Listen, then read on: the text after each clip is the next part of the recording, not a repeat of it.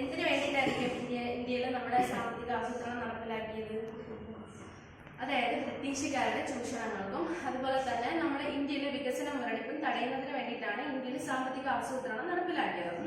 ഇത് നമ്മുടെ ഇന്ത്യയിൽ സ്വാതന്ത്ര്യം ലഭിക്കുന്നതിന് മുമ്പ് തന്നെ നമ്മുടെ ഇന്ത്യയിൽ സാമ്പത്തിക ആസൂത്രണത്തിന്റെ തുടക്കം കുറിച്ചിട്ടുണ്ട്. 1938 ഇന്ത്യയിലെ ജവഹർലാൽ നെഹ്റു സാമ്പത്തിക ആസൂത്രണങ്ങൾക്ക് വേണ്ടി ഒരു ദേശീയ ആസൂത്രണ കമ്മിറ്റി രൂപീകരിച്ചു. ഓക്കെ, ഏത് വർഷമാണ്? 1938. ഏതാണ് രൂപീകരിച്ചത്? ദേശീയ ആസൂത്രണ കമ്മിറ്റി.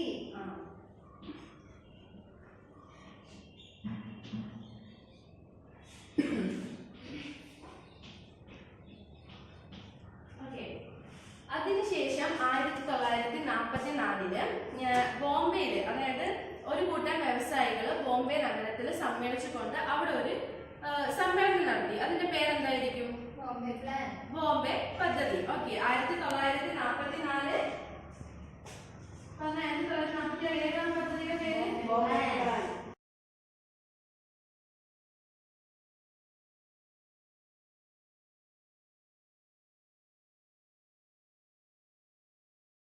ശേഷം 1948 ഒരു വ്യാവസായിക നയം കൊണ്ടുവന്നു.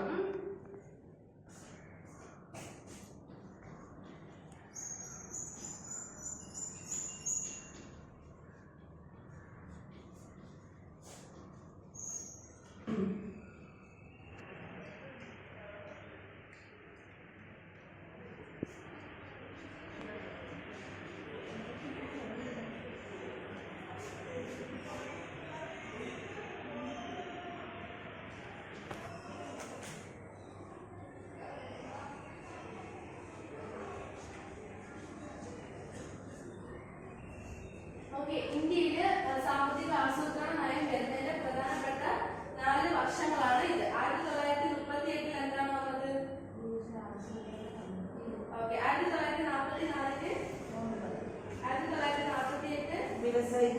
1950 മാർച്ച് 15 ഇന്ത്യൻ സാമ്പത്തിക ആസൂത്രണ പദ്ധതി കമ്മീഷൻ വന്നു. ഓക്കെ, അപ്പൊ ഇനി നമ്മൾ നോക്കാൻ പോകുന്നത് ഈ സാമ്പത്തിക ആസൂത്രണത്തിന്റെ ലക്ഷ്യങ്ങളെ കുറിച്ചിട്ടാണ്. അറിയോ ആർക്കെങ്കിലോ സാമ്പത്തിക ആസൂത്രണത്തിന്റെ ലക്ഷ്യങ്ങൾ? അതായത് 4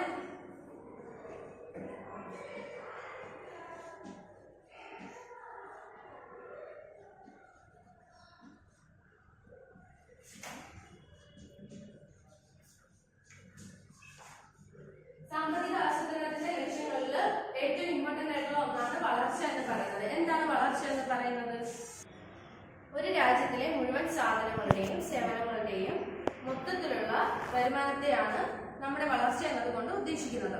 നമ്മുടെ സമ്പദ്ഘടനയിലെ പ്രൈമറി, സെക്കൻഡറി, ടെറിട്ടറി ആയിട്ടുള്ള മേഖലകളിലുള്ള ഉൽപാദന വർധനവിന്റെ അടിസ്ഥാനത്തിലാണ് നമ്മുടെ രാജ്യത്തെ വളർച്ച എന്നത് കണക്കാക്കുന്നത്. നമ്മുടെ ഹോസ്പിറ്റലുകൾ, അതുപോലെ ഗതാഗത വാർത്താവിനിമയ സംഭവങ്ങൾ, വിദ്യാലയങ്ങൾ, ഇവിടെ നിന്നുള്ള ഇൻകം എല്ലാം നമ്മുടെ രാജ്യത്തിന്റെ വളർച്ചയെ ഹെൽപ്പ് ചെയ്യുന്നു. ഇനി അടുത്ത പോയിന്റ് എന്ന് പറഞ്ഞാല് ആധുനികവൽക്കരണമാണ്.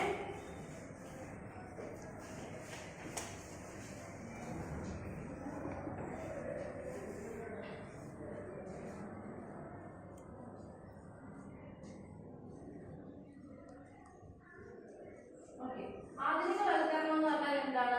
പണ്ട് നമ്മള് എല്ലാരും കൈ ഉപയോഗിച്ചായിരുന്നു ഓരോ ജോലി. ഇപ്പൊ പാടത്താണെങ്കിലും ഒരുപാട് ആളുകൾ ചേർന്നിട്ട് കൈ ഉപയോഗിച്ചാണ് പാടം കൊയ്ത് മറിച്ചതാണെങ്കിലും എല്ലാം. പക്ഷെ ഇന്നത്തെ കാലത്ത് എന്താണ്?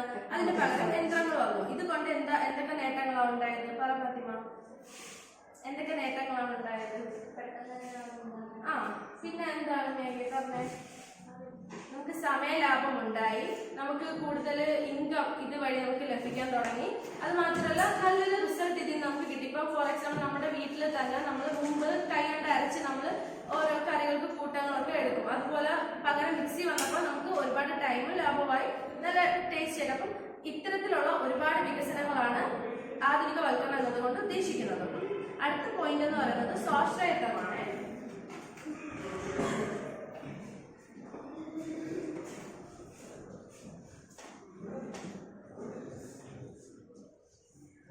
സ്വാശ്രയത്വം എന്ന് പറഞ്ഞാല് നിങ്ങളുടെയൊക്കെ വീടുകളിൽ ഒരു കൃഷിത്തോട്ടം കാണോ? നിങ്ങളുടെയൊക്കെ വീട്ടിൽ കൃഷിത്തോട്ടം ഉണ്ടോ? ചെറിയ. അതുകൊണ്ട് എന്തൊക്കെ നേട്ടമാണ് ഉണ്ടാകുന്നത്? നമുക്ക് പെട്ടെന്ന് ഇപ്പം കുറച്ച് പച്ചമുളക് വേണം അല്ലെങ്കിൽ കറിവേപ്പില, അപ്പൊ ഇങ്ങനെയുള്ള സാധനങ്ങൾ നമ്മുടെ വീട്ടിൽ തന്നെ നമ്മൾ കൃഷി ചെയ്യുമ്പോൾ നമുക്ക് കടകളെ ആശ്രയിക്കേണ്ടി വരത്തില്ല. അപ്പൊ ഇതുപോലെ നമ്മുടെ ഇന്ത്യ മറ്റ് വിദേശ രാജ്യങ്ങളെ ആശ്രയിച്ചാണ് നിന്നിരുന്നത്. അതുകൊണ്ട് തന്നെ നമുക്ക് ഇന്ത്യക്ക് ഒരുപാട് പണത്തിൽ ഒരുപാട് ഷോർട്ടേജ് കാര്യങ്ങൾ വന്നു. അപ്പൊ ഇത്തരത്തിലുള്ള വിദേശ ആശ്രയത്വം കുറയ്ക്കുന്നതിന് വേണ്ടിയിട്ടാണ് സ്വാശ്രയത്വം എന്ന് പറയുന്ന ഒരു സങ്കല്പം വന്നത്. ഇതിന്റെ ഭാഗമായിട്ട് നമ്മളെല്ലാവരും നമ്മളെ ഇന്ത്യയിൽ തന്നെ പുതിയ കൃഷി രീതികളും അതുപോലെ വ്യവസായികമാണെങ്കിലും എല്ലാം നിലവിൽ വന്നു. അപ്പൊ ഇതുകൊണ്ട് എന്താണ് നമ്മുടെ നാട്ടിലുള്ള ആളുകൾക്ക് നമ്മുടെ ഇന്ത്യയെ തന്നെ ആശ്രയിക്കേണ്ടി വന്നു. അപ്പൊ അതാണ് സ്വാശ്രയത്വം എന്നതുകൊണ്ട് ഉദ്ദേശിക്കുന്നത്. അടുത്ത ലാസ്റ്റ് പോയിന്റ് എന്ന് പറഞ്ഞാൽ തുല്യതയാണ്. ഓക്കെ,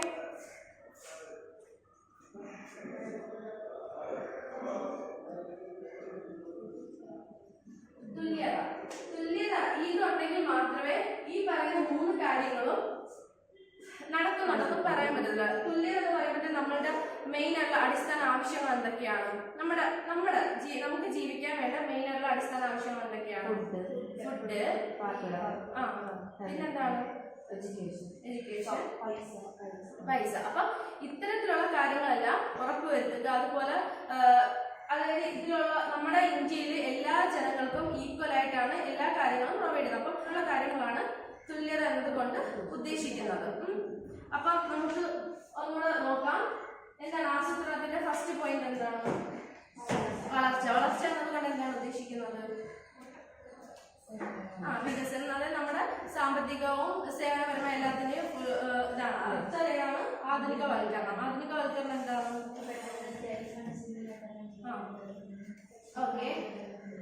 ഓക്കെ, അടുത്ത സ്വാശ്രയത്വം എന്ന് പറഞ്ഞാൽ എന്താണ്? നമുക്ക് സ്വന്തമായിട്ട് നമ്മുടെ ആശയം. ഓക്കെ, അടുത്തത് തുല്യത വേണമെന്നുണ്ടെങ്കിൽ ഇതെല്ലാം വേണം. ഓക്കെ, അപ്പം ഈ വർഷങ്ങൾ ഓർമ്മയുണ്ട്? 1938 ഏതാണ്? 1948 ആസൂത്രണ കമ്മീഷൻ നടപ്പിലാക്കിയത് എന്നാണ്? ഓക്കെ, എല്ലാവർക്കും മനസ്സിലായല്ലോ? ഡൗട്ട് ഒന്നും ഇല്ലല്ലോ? ഓക്കെ, ബാക്കി നമുക്ക് അടുത്ത ക്ലാസ്സിൽ പഠിക്കാം. ഓക്കെ.